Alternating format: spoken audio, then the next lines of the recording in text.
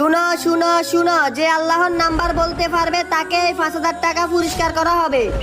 এই ছেলে, এই তুমি এসব কি বলতেছো? আল্লাহ তাআলার কখনো মোবাইল নাম্বার হয়? হ্যাঁ ভাই, আল্লাহ তাআলার মোবাইল নাম্বার আছে, আপনারা কি বলতে পারবেন? এই ছেলে, তুমি চুপ করো ভাই। আমার মনে হয় এই চোদ্দ বেশি। হ্যাঁ ভাই, আপনি ঠিক বলতেছেন। ও আমাদের মধ্যে জামানা লাগানোর চেষ্টা করতেছে। কিরে তুই আমাদের সাথে ফাইজলামি করতেছিস? ভাই আমি আপনাদের সাথে ফাইজলামি কেন করব?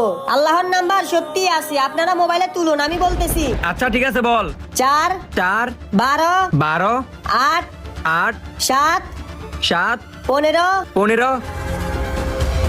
কিরে, ফোনে তো ঢুকতেছে না। ভাই আপনারা মনে হয় আমার কথা বুঝতে পারেন নাই। আচ্ছা বলুন তো, মানুষ আল্লাহর সব থেকে কাছে কখন যায়? আরে এটা না জানার কি আছে, নামাজের সময় যায়। ভাই তাহলে শুনুন, 4 মানে ফজরের 4 রাকাত, 12 মানে জোহরের 12 রাকাত, 8 মানে আসরের 8 রাকাত, 7 মানে মাগরিবের 7 রাকাত, আর 15 হচ্ছে এশারের 15 রাকাত। সুতরাং নামাজের মাধ্যমে আল্লাহ তাআলার সাথে যোগাযোগ করতে পারবে। ভাই এ তো ঠিক বলছে। আল্লাহ আমাদের সঠিক বুঝার তৌফিক দান করুক। ভিডিওটি ভালো লাগলে কমেন্ট করুন।